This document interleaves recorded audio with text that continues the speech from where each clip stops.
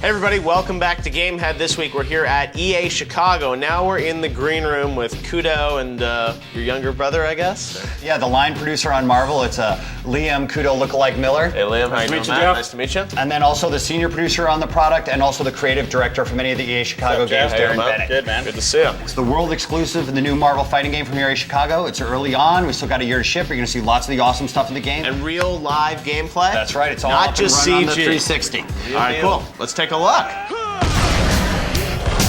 You're Hulk, Liam is Captain America, and first thing I noticed, it's much bigger than just sort of a straight arena. Is it an open world, pretty much? It's about a 2-block arena. Okay. But the thing that's awesome about it is it's like every square inch of that 2 blocks is fully destructible. Wow. So I can throw you through a wall, and then I can follow you right in the building and kick your ass right out the other side. Massive destruction is like encouraged. Boom, send him flying right through the wall of the bank. We wanted to just make a really good versus game, like my guy can kick your guy's ass, my favorite hero can beat your favorite hero. We really want to make it feel like you've slipped on the mask of your favorite superhero, and we're gonna have like damage on the characters. They're gonna get in an exhausted state sਮੇਰੇ to Fight Night. I sweated it up. Sweated it up? All right, I'm ready to go. So Juggernaut here, so how do you lock on? Yeah, lock on's right bumper. Right. Shield ain't doing much for Liam now. Pretty good right out of the gate. Right. Yeah. That's right. So then I got kicked to the curb.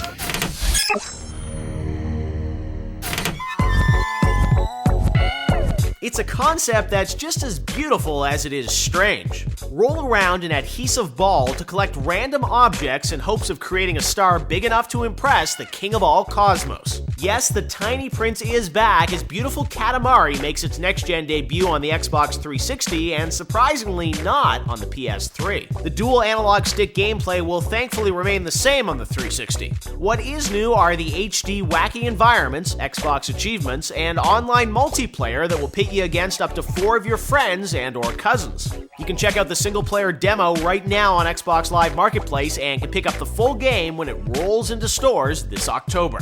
Again, we not only wanted to show you the game, but give you a good glimpse behind the scenes of how we're putting the game together. So this is Josh Sway, he's the art director on Marvel. Josh, tell us a bit about, moving to sort of a stylized realism for comic book characters, because you're used to doing, very realistic stuff with, boxers and rappers, right? Yeah, we've taken the theme of the game, which is every battle is a first edition, and looking at the history of Marvel and really looking at what people feel is the Marvel look, the comic book look. In this game here, the environment is practically a third character in the game. It's so huge. So we really thought to ourselves that having characters pop out as much as possible and having the environment kind of stand back a little bit, but yet still be interesting at the same time was a really good challenge for us to try out.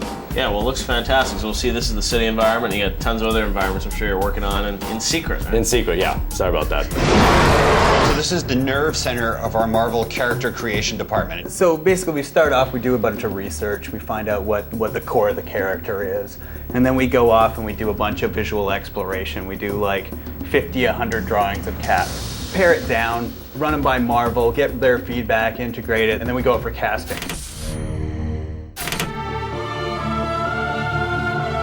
On this week's GT Download, we look at the Final Fantasy Retrospective, a 13-part series currently running on GameTrailers.com. With over 1.8 million downloads so far and only half of the series posted, we still have a bunch of games, spin-offs, remakes, and movies to cover. Let's take a look at some of the highlights so far. From the tight restrictions on how many sprites could fill the screen to how much text could fit in each blue rectangular bubble, there were multiple challenges that Square was faced with when developing the first 6 Final Fantasies. Final Fantasy VII was a marvel of technology and a commanding display of limitless imagination. The game skated between elements of the past and present with adventurous new changes in system mechanics and story direction. While fans will eternally debate which Final Fantasy is the best, no one can argue that 7 is the most popular, or the one that left the largest stamp on the industry. Although 9 received critical acclaim, it was faced with mixed feelings from fans. Nevertheless, Sakaguchi has stated several times that Final Fantasy IX is his personal favorite. In the end, the retrospective will clock in at over 2.5 hours, so to watch the whole thing for yourself, head on over to GameTrailers.com. Coming up next on Gamehead, we head up to the roof to get a look at the inspirational Windy City. Tony Hawk tells us how we can prove we're cool enough to skate with them. And still to come, Game Trailers goes on location to the World's Cyber Games. Gamehead's Summer Weekly Circular, brought to you by McDonald's, helps you figure out how to get the most virtual bang out of your buck. This week, starting with $60, the Xbox 360 gamer can either hit the green with Tiger Woods PGA Tour Golf 08, or clean up the streets in Teenage Mutant Ninja Turtles and deconstruct your Lego enemies and Bionicle Heroes. Or pick up a pickup game in NBA Street Home Court and download the both equally awesome Wing Commander Arena and Marathon Durandal from Xbox Live Arcade. Gamers deserve choices, and now you got them.